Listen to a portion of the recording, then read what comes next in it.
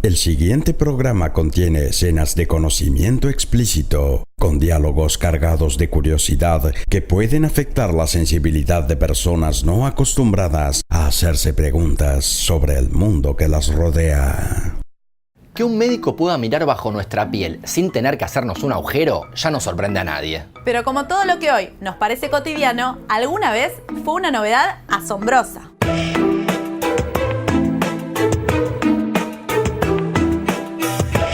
A fines del siglo XIX, el científico británico William Crookes estudia algunos gases aplicándoles descargas eléctricas. Para eso usa tubos vacíos con electrodos. Conocidos como tubos de Crookes. En noviembre de 1895, el físico alemán Wilhelm Röntgen hace experimentos con los tubos de Crookes y descubre casi por casualidad un resplandor amarillo verdoso que no puede explicar. Investiga esas radiaciones y determina que son muy penetrantes. Atraviesan grandes espesores de papel e incluso metales poco densos. Los llama rayos incógnita o rayos X. Porque no sabe qué son. Al mes siguiente decide usar placas fotográficas para un experimento. Quiere demostrar que los objetos son más o menos transparentes a los rayos X de acuerdo a su espesor. La idea es emitir esas radiaciones sobre una mano. Pero como no puede hacer todo a la vez, pide ayuda a su esposa Berta. Emite los rayos X sobre la mano de ella, revela la placa de cristal y aparece una imagen en la que la piel casi no se distingue. Solo se ven nítidamente los huesos y la sombra de un anillo. Es la primera radiografía de la historia. El descubrimiento de los rayos X se divulga con mucha rapidez. Röntgen recibe reconocimientos y premios en Alemania, Gran Bretaña y Estados Unidos. Y el Premio Nobel de Física en 1901. Los rayos X se convierten rápidamente en herramientas de diagnóstico médico. Es el nacimiento de la radiología. Y muchos científicos crean métodos específicos nacidos a partir del descubrimiento de Röntgen. El neurólogo portugués Egas Moniz, por ejemplo, desarrolla la angiografía por contraste radio-opaco para diagnosticar distintos trastornos cerebrales. El diagnóstico por imágenes se complejiza y se vuelve específico para cada disciplina médica. Con el salto a los sistemas digitales, se logran imágenes radiográficas directamente en las computadoras, sin la necesidad del revelado y la impresión. La idea de aprovechar aquellos rayos misteriosos atravesó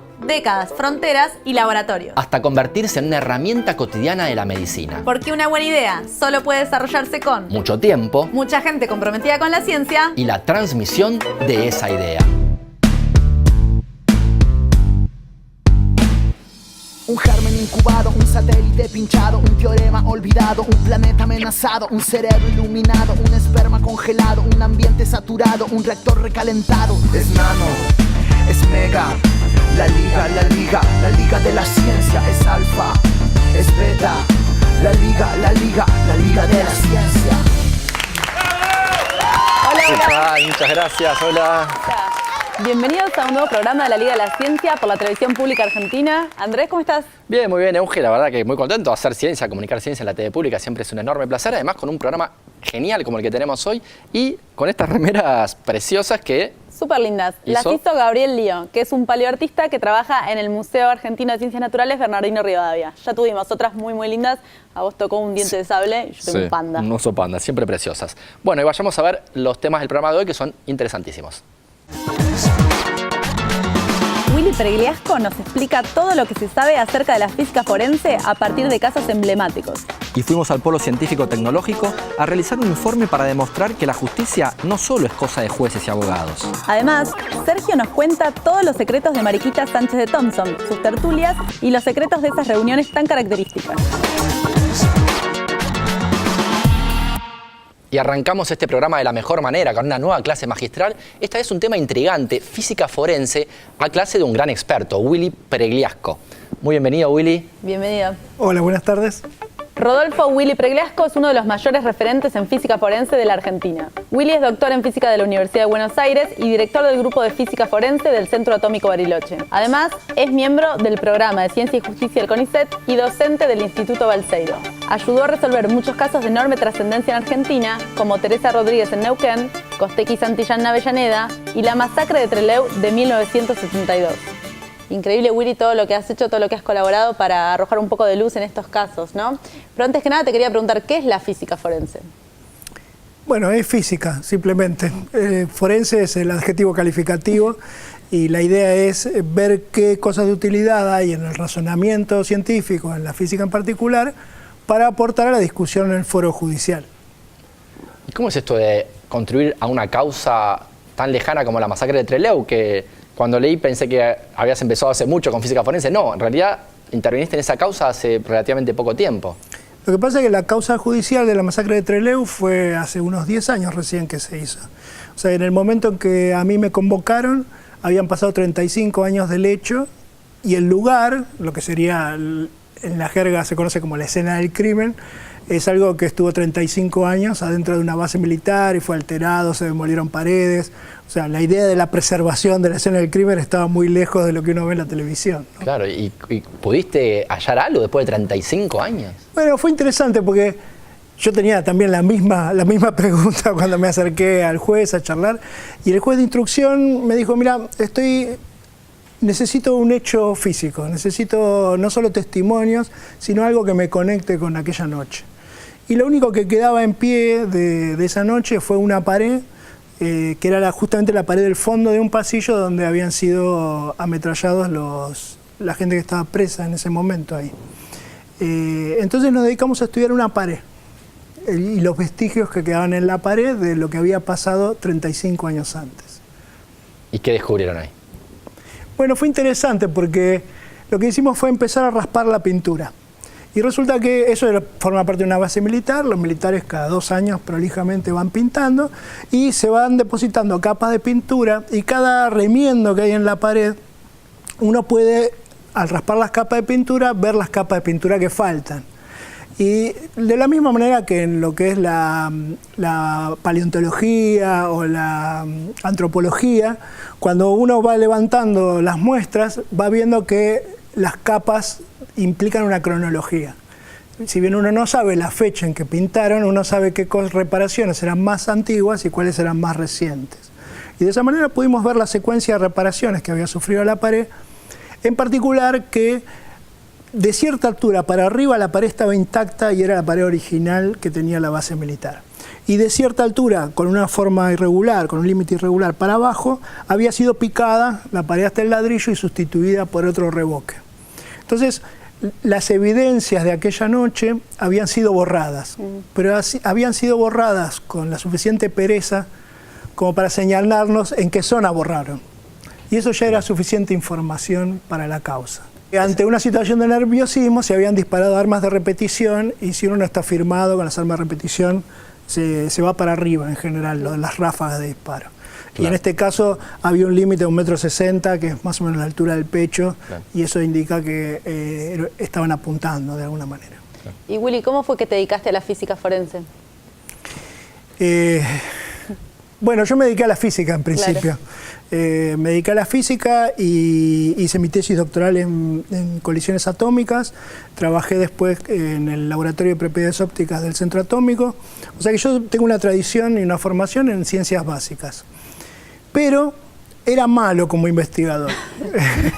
Era malo porque en general para ser un buen investigador uno tiene que trabajar muchos años en el mismo tema. Y yo tengo cierto espíritu inquieto y me gusta ver temas nuevos y aprender cosas nuevas.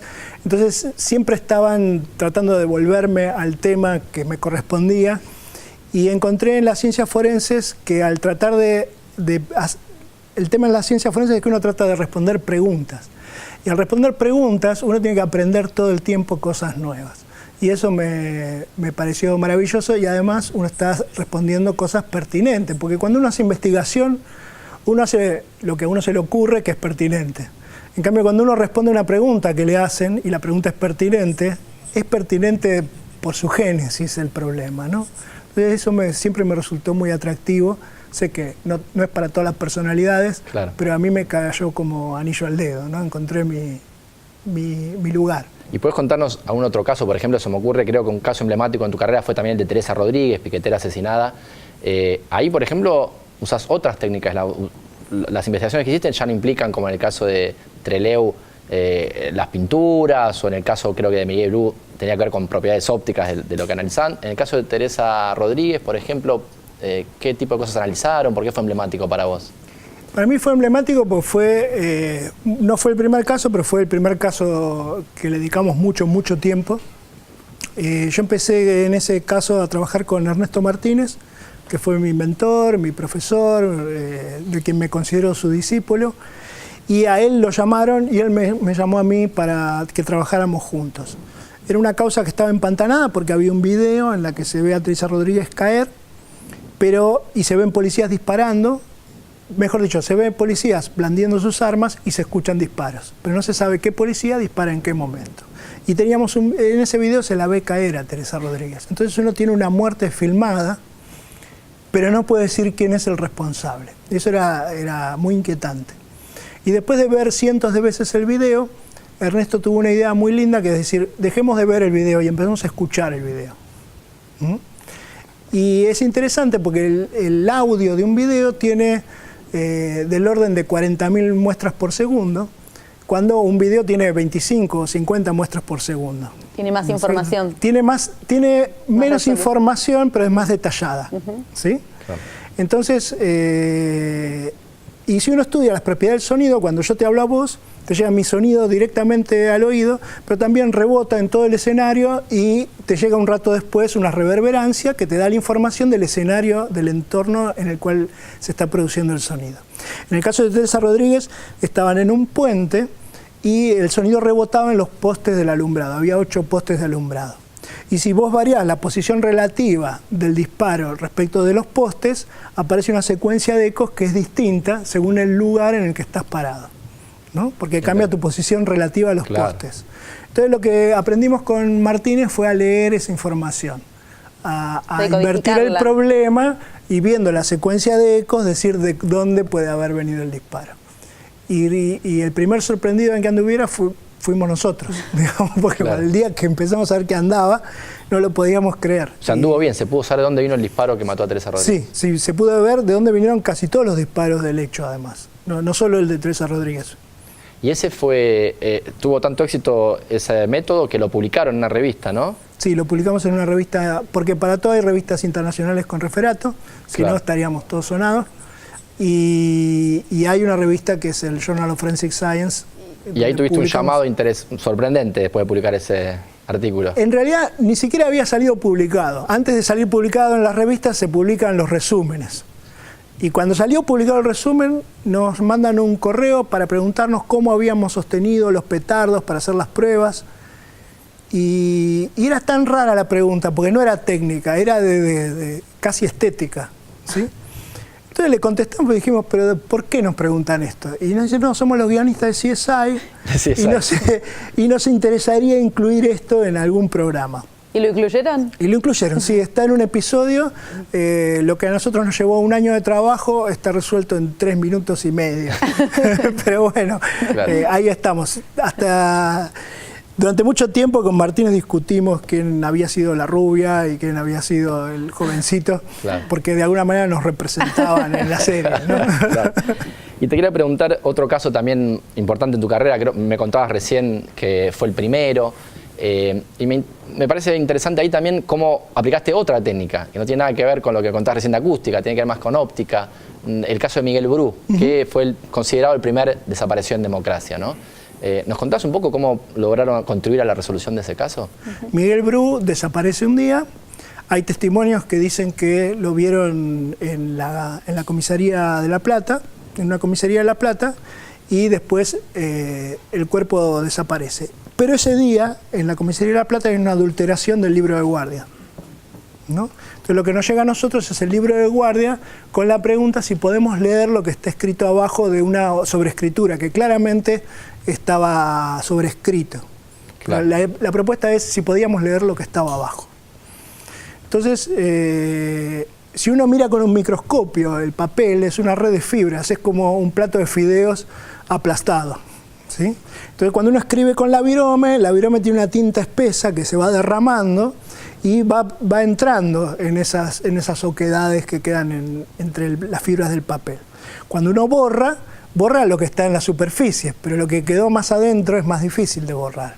Claro. Entonces lo que hicimos fue, con técnicas ópticas, ir viendo qué escritura o qué manchitas de tinta había que no pertenecían a la sobrescritura, que no pertenecían a la escritura que estaba del otro lado del papel, y mostramos que esas manchitas eran tintas, no eran manchas de cualquier cosa. Entonces, quedaba uno de esos problemas llenos de puntitos, donde uno tiene que ver al unir los puntitos qué es lo que decía. Y eso era lo que usaba el perito calígrafo, y a pesar de que se leían bastante bien lo que decía, no fue nuestra responsabilidad decir lo que decía, ¿sí? Y eso me parece interesante porque en general no actuamos como Sherlock Holmes, deduciendo lo que pasó, denunciándolo, persiguiéndolo, sino que simplemente aportamos una pieza de información que ayuda a resolver el caso. ¿Y cómo es la relación con los otros actores, en este caso de la justicia, por ejemplo, entre los científicos y los demás? Periodistas, abogados, fiscales. Es muy interesante porque en realidad hablar con, digamos, ¿a qué edad uno sabe más o menos lo que quiere hacer? Más o menos en la secundaria. En algún punto de la secundaria uno sabe más o menos si tira para las humanísticas o si es un nerd simple y llano. Entonces, son culturas muy disímiles. Hablar con un abogado es difícil porque nos gustan chistes diferentes, ¿sí? Entonces, es difícil hablar con ese otro universo. Sin embargo, hay intereses comunes, que es comprender la verdad, y ese interés común hace que uno se siente y lo intente. Todo acto pericial es un acto de divulgación científica, ¿sí? La divulgación científica es esencial para que la ciencia sea aplicada en otro lugar. Y algo que es muy importante es que la razón científica tiene la estructura de la democracia. En el sentido de que todos somos ciudadanos frente al conocimiento científico. Si tenemos un buen argumento, eso es lo que importa, y no importa la investidura. No es jerárquico. Claro. Todos tenemos el mismo estatus. Argumento mata profesor, digamos, ¿no? Y eso no está tan claro en otras disciplinas. Por eso cuando uno participa en un juicio y gana una discusión porque dicen, no, lo dicen los expertos del CONICET, uno siente que la perdió la discusión. Uno lo que necesita es que los demás incorporen la estructura de razonamiento y argumenten en base a eso. Por eso siempre yo lo conocí a Ernesto Martínez, no por la actividad forense, sino porque los dos éramos unos apasionados de la divulgación científica. Y le dedicamos siempre mucho tiempo a eso. Y insisto en que mis alumnos... Qué bueno tenerte en un programa donde queremos hacer divulgación científica. Sí. Te llevo un último caso muy emblemático, que es el de Costecchi Santillán. ¿Nos puedes contar un poco de tu intervención en ese caso? Bueno, en algún sentido fue muy parecido al de Teresa Rodríguez, porque utilizamos las mismas técnicas para ver de dónde salía el disparo que había herido a Costecchi. El caso de Santillán había testigos presenciales, o sea que ahí no fue necesario. Lo interesante fue que a nosotros hacer Teresa Rodríguez nos llevó un año básicamente, y lo de Costecchi y Santillán nos llaman demasiado tarde, cuando ya estaban las fechas del juicio oral, ya estaba todo desencadenándose. Y preparamos el trabajo y lo presentamos en 2 meses. Así que nos costó varias noches sin dormir, pero lo hicimos. Y para mí la moraleja interesante ahí es todo desarrollo que se hace es lento la primera vez y se va construyendo conocimiento y técnicas nuevas, y ese es el rol que pretendemos hacer desde el CONICET con el programa de Ciencia y Justicia, que es hacer investigación, no hacer pericias. La idea no es hacer un servicio de pericias que sea los más capos de los capos, sino desarrollar nuevas técnicas que le sirvan a todo el universo pericial, ¿no? Para que mejor proveer a la justicia. Justo en un ratito después vamos a ver un informe que hice en el CONICET de Ciencia y Justicia. Interesante. ¿Y cómo es? ¿Tenés algún cable a tierra? Yo me imagino que son temas tan pesados que... La música me lleva a mí. Sí, ser? O sea, me imagino que hay momentos donde estás tratando, no estamos hablando de estrellas, de átomos, estamos hablando de la vida de personas. ¿Cómo es eso? ¿Cómo lo sentís en tu intimidad? Se me ocurren 2 ideas al respecto. Una es... para mí es muy interesante lo que hago porque tiene siempre subrayado el tema de la responsabilidad profesional, ¿sí? A mí me enseñaron física como un juego, que es algo divertido, que puedes hacer cuentas, si te equivocas en las cuentas no pasa nada, pero no es así. No es así. La realidad tiene reglas, hay que ver en cuánto crees, en cuánto te haces cargo de los resultados que producís. Y en el área forense eso está muy claro y muy subrayado, las consecuencias pueden ser muy sustanciales, ¿no? Claro. Y el otro punto que hay es, en cada causa es muy difícil trabajar una causa. Trabajamos muchas causas que tienen que ver con violencia institucional, ¿no? Con la violencia en la vía pública, represión policial. Y es muy difícil levantarse a la mañana, llevar los pibes a la escuela, te sentás, te haces un café y empezás a ver cómo se matan a tiros unos tipos. Y al principio siempre aparece una vinculación emocional que es inevitable. Ahí lo que hay que hacer primero es anotar cuáles son mis prejuicios, ¿sí? Anotarlos y vacunar y pegarlos en la pared y decir, bueno, yo voy a trabajar tratando de evitar usar estos lugares a menos que los logre demostrar, ¿sí? Ese es el primer punto. Y el segundo punto es, cuando se pone denso, hay que desconectarse, hay que dejar de trabajar unos días, salir a la montaña. Para mí la montaña y la música son las dos cosas que me funcionan de cable a tierra. Y cuando uno se concentra en la especialidad de uno, ayuda más que cuando el impulso es el de ayudar directamente, ¿no? Qué bueno, qué interesante lo que decís, che. La verdad que es fascinante. Muchas gracias.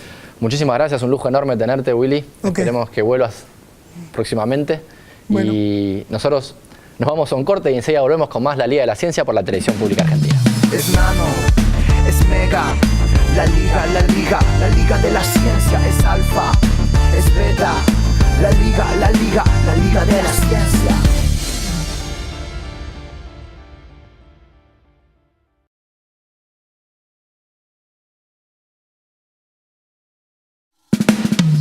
Es nano, es mega, la liga de la ciencia es alfa, es beta, la liga de la ciencia. Y seguimos en la Liga de la Ciencia y seguimos también con el tema de ciencia y justicia. ¿Qué vamos a ver ahora, Euge? Vamos a ver un informe que hicimos en el CONICET con el director del programa de Ciencia y Justicia, Alan Temiño. Vayamos a verlo. Alan, ¿cuándo nace esta idea del programa de Ciencia y Justicia?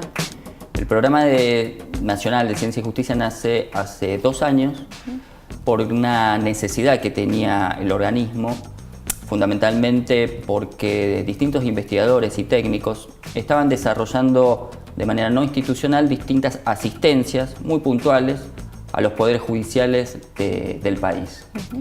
Nosotros advertimos esta situación, cierta demanda también de los poderes judiciales, y desde ese lugar la Gerencia de Vinculación y la Gerencia de Asuntos Legales impulsa la creación. Y de esa forma comenzó este diálogo que tiene como objetivos capacitaciones, la asistencia a pericias, las certificaciones o la ayuda a certificar de laboratorios que se encuentran en esos poderes judiciales y cualquier otra consulta que desde el sector justicia se necesite por vía de la investigación. ¿Encontraron algunas dificultades en el diálogo entre ciencia y justicia? Sí, más que dificultades, cierta distancia. Fundamentalmente en el mundo científico no es menor el atributo, si se quiere, también de la desconfianza. Acercarse a un tribunal, conversar con un fiscal, con un juez, muchas veces ser convocado a una declaración testimonial para ampliar una pericia que se ha desarrollado, no era lo habitual en un investigador. ¿El lenguaje? ¿Son lenguajes muy distintos? Son lenguajes distintos, pero lo que nosotros estamos trabajando es que el primer acercamiento entre un investigador o un miembro de la carrera del personal de apoyo también tenga que ver con la explicación de manera, ya si se quiere, informal al operador judicial, para que el operador judicial, cuando después lea ese informe, lo sienta como algo mucho más cercano que cuando lo lee desde el informe netamente técnico y no tuvo esa preparación inicial. ¿Y qué áreas de la ciencia son las que más aportan a la justicia? Fundamentalmente, por lo menos en esta primera etapa, en estos 2 años que tenemos de recorrido, la psicología forense, la sociología, la antropología. Hay un caso paradigmático que tiene que ver con la física o la genética como disciplina derivada obviamente de la medicina o de la bioquímica, todos los casos que se quieren de ADN. ¿La justicia tiene cosas para aportar a la ciencia? Entiendo que sí, porque si los mundos se acercan, el científico siente que está haciendo el investigador, un aporte a la sociedad que de alguna manera a través de sus impuestos paga sus salarios, paga sus subsidios, paga sus estadías en el exterior. Por lo tanto, es un típico caso de transferencia en el sector público, de manera que ese es el aporte que le hace la justicia al mundo científico, ver la resolución de problemas concretos, reales, en un poder fundamental de la vida democrática, como es el Poder Judicial y de la República, donde la ciencia le aporta una herramienta para resolverlo, pero a su vez el científico se ve muy reconfortado porque desde su lugar de académico, de investigador, ayudó a resolver un problema. ¿Y te parece que hay una necesidad de profesionales formados en ciencias distintas áreas que se puedan dedicar a casos que tengan que ver con la justicia? Estamos vinculándonos con las facultades de Derecho de todo el país para que las ciencias de aplicación forense, en el marco de seminarios, de jornadas, comiencen a operar, a figurar en las distintas currículas de las facultades de Derecho. Y Alan, ¿cuál es tu idea para el futuro del programa de Ciencia y Justicia? La idea es llegar a todo el país, que todos los poderes judiciales, ya sea a través de los superiores tribunales de justicia o bien de las procuraciones, tengan la posibilidad de tener los servicios que tiene el CONICET en todo el país a través de sus 252 institutos, la posibilidad de contar con un científico, con un investigador que tenga ganas de aportar una solución. Bueno, Alan, muchísimas gracias, muy interesante el trabajo y ojalá sigan creciendo. Bueno, muchas gracias a ustedes.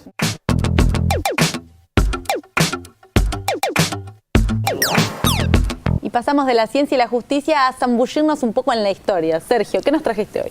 Hola, Bienvenido. ¿cómo les va?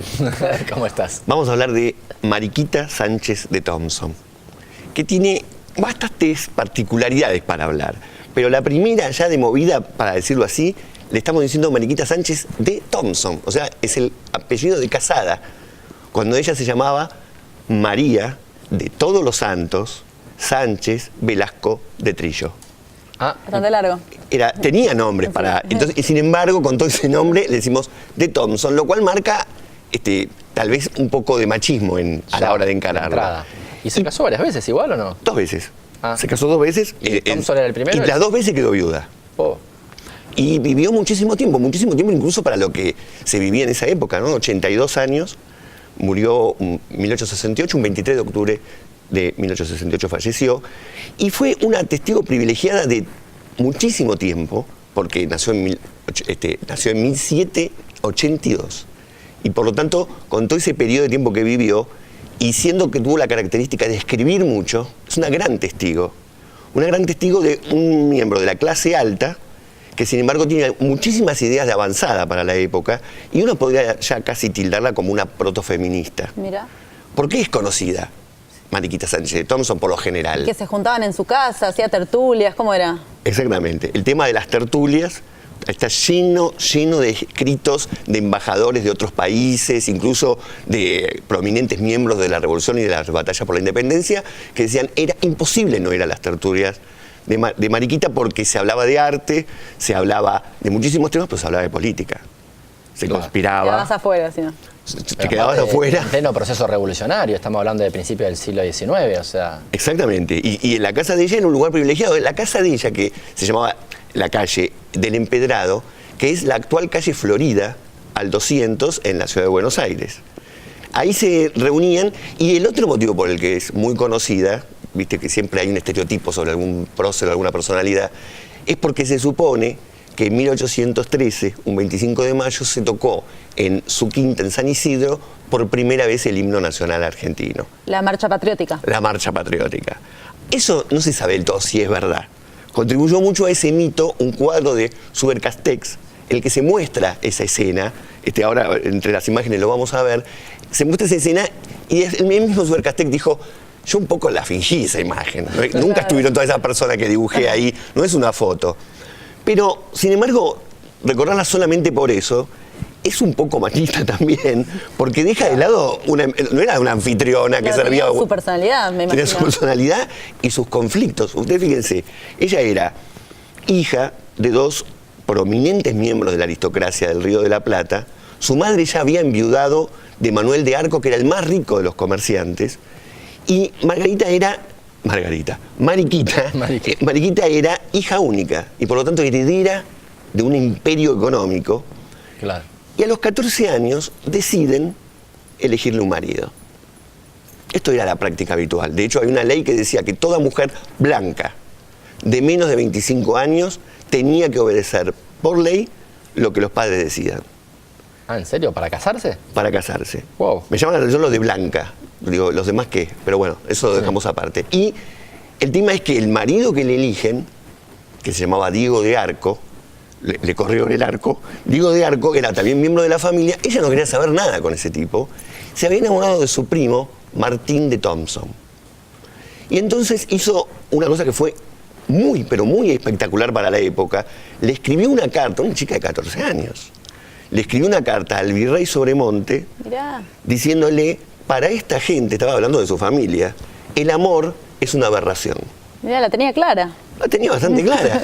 Y en esa carta lo termina convenciendo a Sobremonte, que autoriza, sin que los padres quieran, ese casamiento, y con Martín de Thompson tuvo 5 hijos. El virrey entonces como que pasó por encima de la ley en algún sentido. ¿Lo conmovió el virrey? Porque el virrey tenía la particularidad de que él podía decidir. Claro. Pero entonces ya tenemos un dato de época. Eso es lo que tiene interesante ver la vida de Mariquita Sánchez de Thompson. A través de sus cartas, de sus escritos y de lo que a ella le pasó, sabemos un poco lo que le pasaba a las mujeres, que es como una especie de actor social que casi no escribía. Muy pocas mujeres escribían. Ella relata como, por ejemplo, a la mayoría de las mujeres no se les quería enseñar a escribir, porque en realidad las querían asignar a otro tipo de tareas. Claro. Ella, como era de la clase alta, le hicieron una especie de educación particular en su propia casa y se empezó a conectar con toda la literatura que podía llegar de Europa. Ella la leía toda. Era, como se dice, una lectora voraz. Y empezó a tener ideas revolucionarias, las ideas que venían de Francia, y por eso participa de igual a igual con todos los revolucionarios que están discutiendo qué hacer durante la revolución. De hecho, una de las cosas particulares que tiene, ella escribe una carta diciendo: las mujeres también queremos participar en la revolución y en las luchas de la independencia. Como no podemos ir al frente con armas, podemos colaborar a conseguir esas armas. Y entonces instituyó un nicho que no sé si es muy conocido, que es que todas las mujeres, los soldados llevaban en sus armas grabado el nombre de la mujer que había contribuido a conseguirla.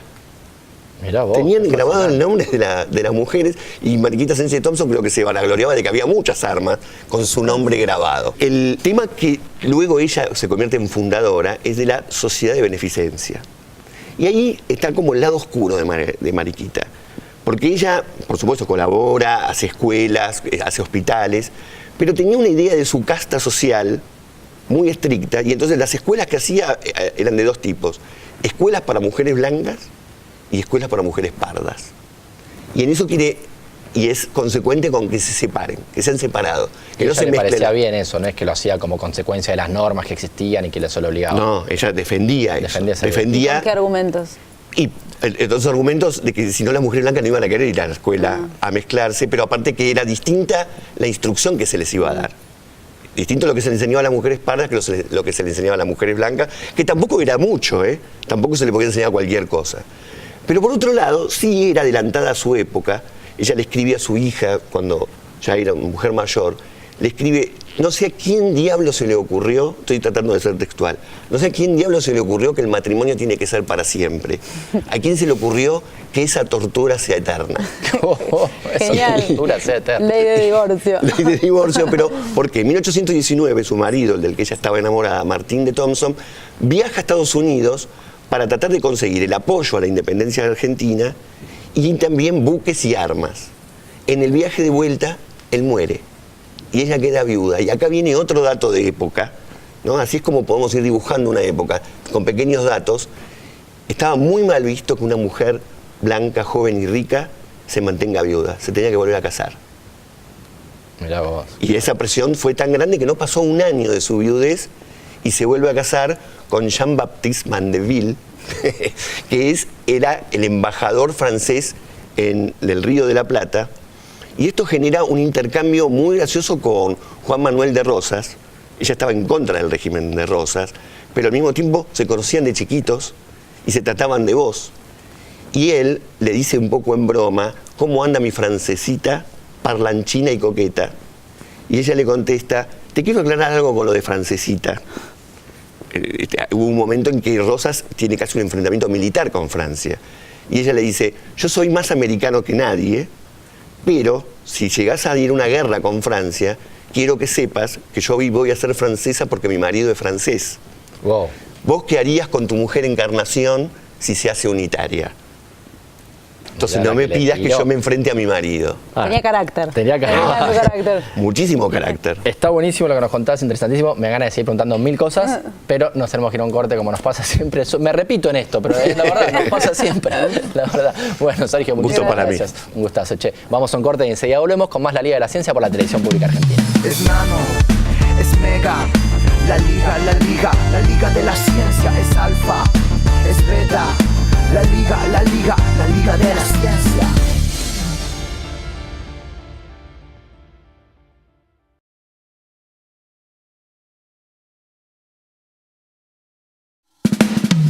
Es nano, es mega, la liga de la ciencia es alfa, es beta, la liga de la ciencia. Y seguimos en la Liga de la Ciencia, ahora con una nueva columna de Tecnopolítica, a cargo de nuestra especialista Natalia Suazo. ¿Cómo estás, Natalia? Bienvenida. Muy bien, ¿ustedes? Vamos a hablar de un tema que está muy de moda, por lo menos entre los científicos, que es el del machine learning, ¿no? El aprendizaje automático. Sí, hay también una palabra que es la inteligencia artificial, ¿no? Que es la palabra con la que ahora se vende todo lo nuevo. Todo. Dice que hay que dejar de hablar de inteligencia artificial por 2 años. Sí, por lo menos. Por lo menos. Bueno, en realidad lo que vamos a explicar es cómo funciona el backstage de la inteligencia artificial, que tiene su base en el machine learning, ¿no? En el aprendizaje automático o en el aprendizaje profundo. ¿Por qué hablamos de esto hoy? Porque hoy tenemos una gran cantidad de datos disponibles para entrenar sobre estos datos a los algoritmos. Vamos a ver un video como para explicar cómo funciona esto de Google. Google tiene un CEO hace un tiempo que se llama Sundar Pichai, que él explicó en la última conferencia de desarrolladores cómo funciona, cómo está la empresa reconvirtiéndose hacia una empresa de inteligencia artificial, ¿no? Pasar de ser de un motor de búsquedas a puramente de inteligencia artificial que englobaría todo. Correcto, porque a diferencia de otras empresas, por ejemplo, como Microsoft, que venden productos tecnológicos, Google siempre estuvo enfocada en obtener datos a través de todas las aplicaciones que nosotros manejamos.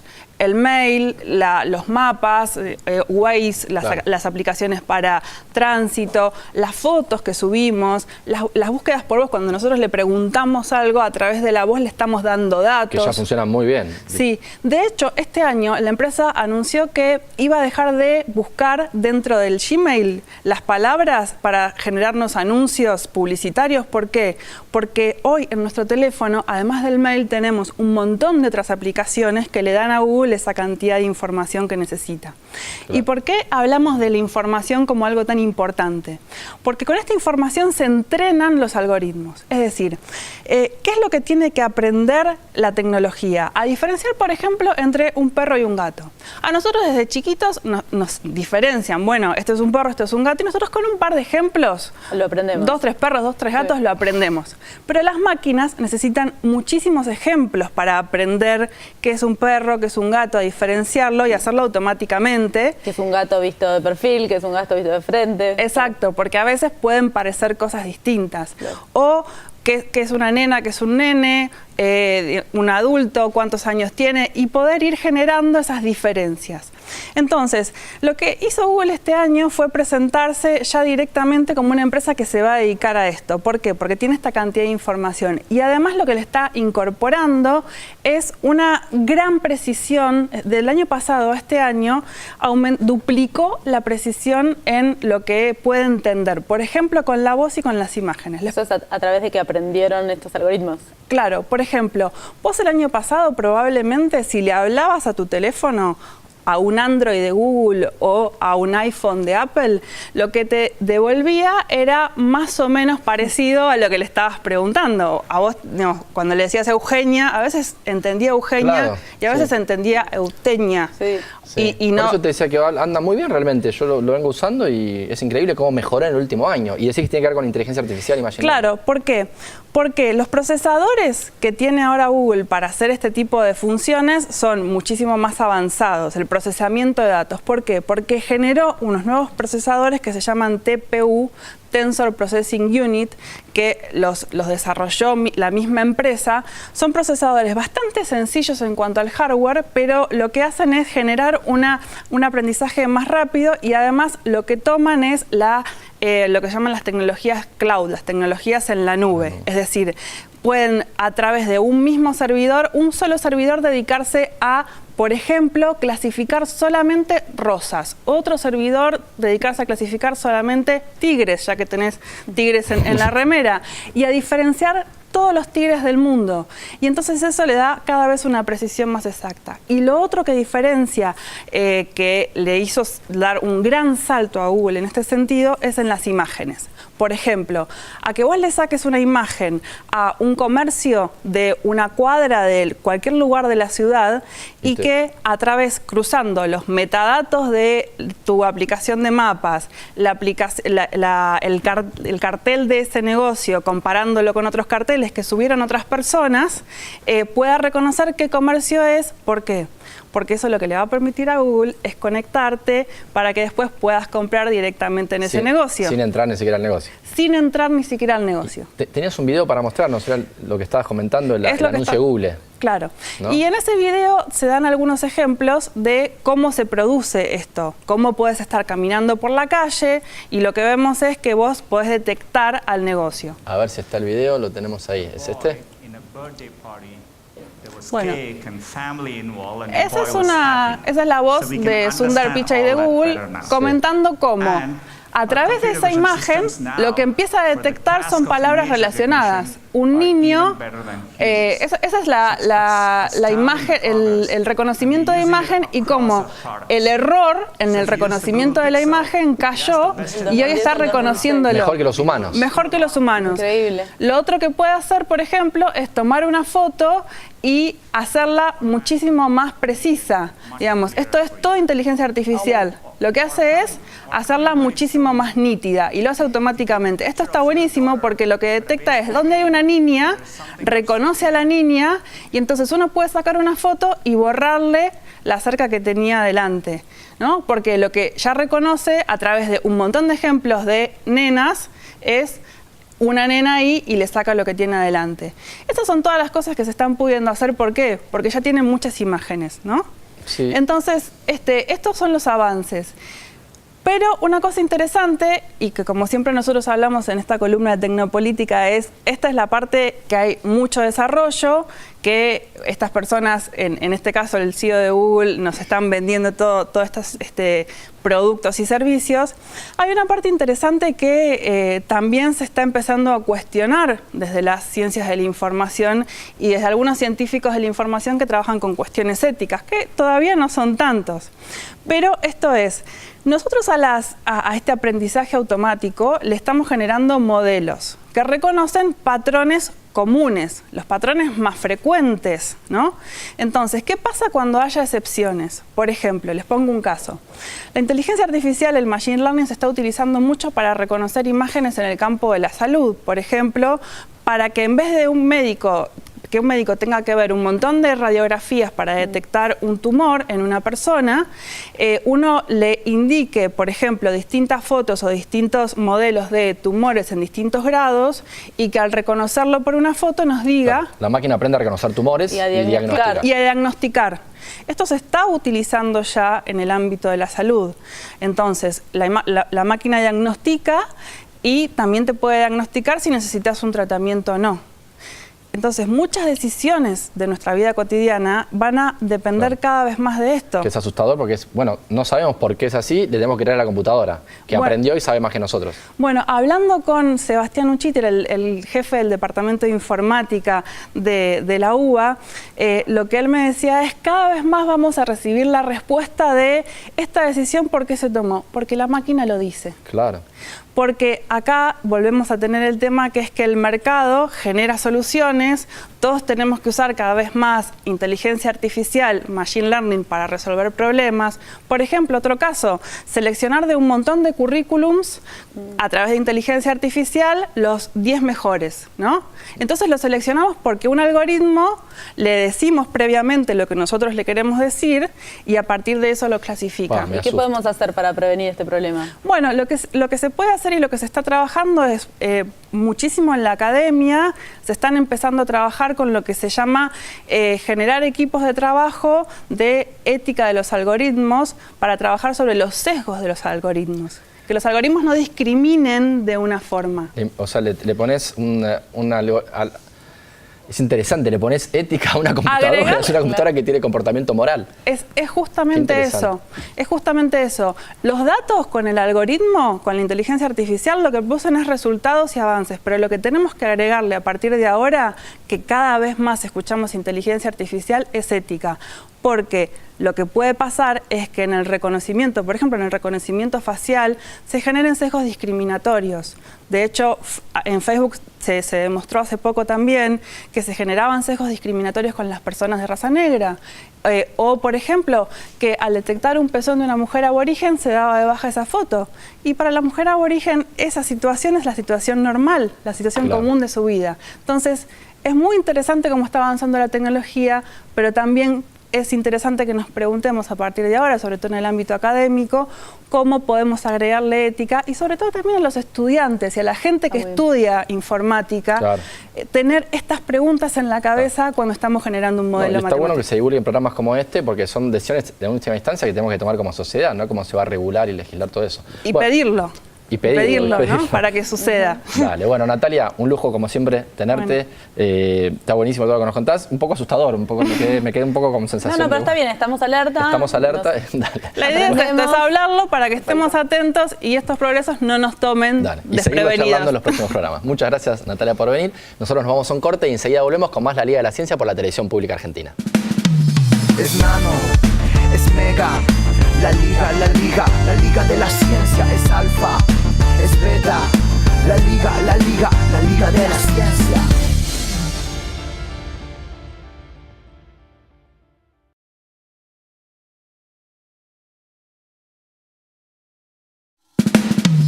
Es nano, es mega, la liga de la ciencia es alfa. Es beta, la liga de la ciencia. Seguimos en la Liga de la Ciencia y vamos ahora a una de las secciones que más nos divierte hacer a mí y a Eugenia, que es el Rincón del Nerd. Mira, hoy te traje algo que me enseñó mi amiga física, Mariana Seller, que es muy bueno. Me va a encantar si es de física. Te va a gustar no solo porque es de física, sino porque se trata de la óptica. Bien, ¿sí? Me encanta. Para empezar, algo que seguramente todos han probado alguna vez y que han observado este fenómeno, a ver, que es que esta varita mágica que tenemos acá, o un lápiz o cualquier cosa, que la ponemos en un vaso con agua, ¿sí? Como que está partida, ¿sí? Como que se desvía, viene derecho y después, ahí está, aparece cortado, ahí se ve bien. Es como un efecto óptico, sí. Es un efecto óptico que tiene que ver con que la luz se comporta distinto en el aire, ¿sí? Y en el agua. Viaja a diferentes velocidades, cuando pasa de un medio a otro se desvía. Perfecto. Se llama refracción. Muy bien. Lo sé porque soy físico. Me encanta que sea físico. Y además, el aire y el agua se puede medir eso, ¿no? Y se llama índice de refracción. Claro, índice de refracción. La velocidad de la luz en un medio es la velocidad de la luz en el vacío dividido el índice de refracción. Bueno, ¿y qué pasaría si algo tiene el mismo índice de refracción? Si la luz se comporta de la misma manera en un medio que en otro. Entonces la luz atraviesa los dos medios y vos no te das cuenta, algo así. Como que desaparece, ¿no? O sea, sí. Si en definitiva, ¿qué significa que veamos algo? ¿Significa que la luz se desvía de ese objeto? Algo así, sí. O refleja, ¿está bien? Sí, perfecto. Bueno, entonces vamos a hacer este experimento, que lo puede hacer cualquiera. Esto es vidrio borosilicatado, es un vidrio que resiste altas temperaturas. Son los que se usan para las cosas de laboratorio y también de cocina. Así que vamos a... Esto es aceite de girasol, común y corriente. Bien. Vamos a ver qué pasa, a ver si se ve bien. Acá hay un frasquito, un Erlenmeyer chiquitito, adentro de un vaso de precipitado. ¿Sí? Bien. Y ahora yo voy a empezar a echar aceite acá adentro hasta que rebalse. Bien. ¿Qué va a pasar cuando eches el aceite? A ver. A ver, ¿me ayudas con el embudo? Sí. Para Lo que no pongo me acá, enchastre. así. Sí. Dale, tiramos acá adentro a ver qué va a pasar. Tirás. Se va llenando. Se va a ir llenando, hasta ahí está bien. Sí, se está llenando. Se ve que el Y ahí frasquito de empieza adentro a rebalsar. empieza a rebalsar. ¿Y qué pasa? Y va a ir como desapareciendo, ¿sí? Ah, Ya no pasa como en este caso. Vamos a hacer... mira vos. A ver, ¿podés tirar más? Ah, en la parte de abajo va desapareciendo porque el índice de refracción del aceite es el mismo que el de los frascos. Exactamente. ¿Ves? Ah, Ya no qué se ve. Ahí se ve bien. No, Es muy desapareció el frasco de adentro, parece magia. Fíjate que con el agua no pasa, vamos a hacerlo. Ah, a ver si te das agua en vez de aceite. Porque el índice de refracción de estos frascos es el mismo índice de refracción de aceite. Qué interesante, che, está buenísimo. Está buenísimo, vení, vamos a No lo hacerlo había más. visto, a ver. Es como hacer una...